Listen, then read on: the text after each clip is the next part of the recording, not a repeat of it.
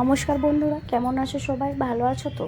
তো আজকে আমি ভাবলাম বাড়িতে জিলিপি বানাবো আর সেটা তোমাদের সাথে শেয়ার করব। আমি কিভাবে জিলিপিটা বানাচ্ছি সেটাই আজকে তোমাদের সাথে শেয়ার করছি। প্রথমেই আমি একটা কড়াইতে 1.5 কাপের মতো চিনি নিয়ে নিচ্ছি।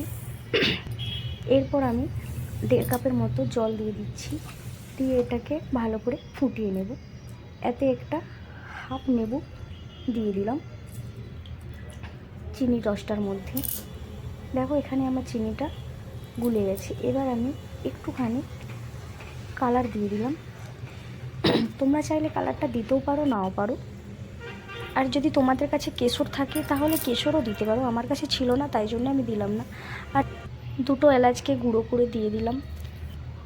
আর এখানে আমি 250 গ্রামের মতো ময়দা নিয়ে নিলাম।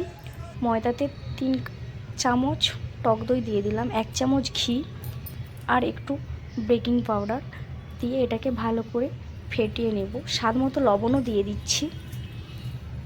এবার এটা ভালো করে মাখিয়ে নেব। আর এখানে আমি হালকা হালকা করে জল দিয়ে এটা মাখাবো। একবারে যদি আমি একটু বেশি জল দিয়ে দিই তাহলে ডোটা নরম হয়ে যেতে পারে, সেই জন্য আমাকে জলের পরিমাণটা অল্প অল্প করে দিতে হচ্ছে।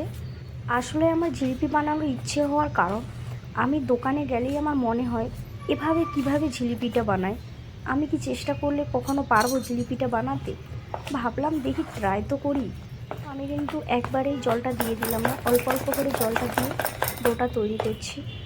বেটারটা দেখো এই রকম হতে হবে, দেখলেই বোঝা যাবে। একটা চামচে করে তুলে দেখতে হবে যে এরকম হচ্ছে কি না।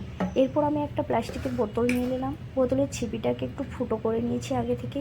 এরপর আমি চামচে করে ডোটা বোতলের মধ্যে ভরে নিচ্ছি। এইভাবেই আমি ভরে নেব।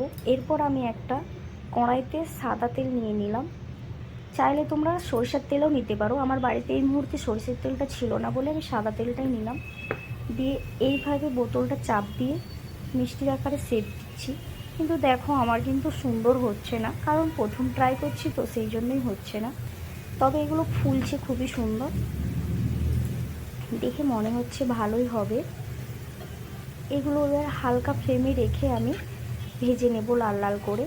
আর এটা লাল লাল ভাজতে হবে, তবেই আর কি মিষ্টিটা কড়কড়া হবে, না হলে নরম হয়ে যাবে ন্যাতা।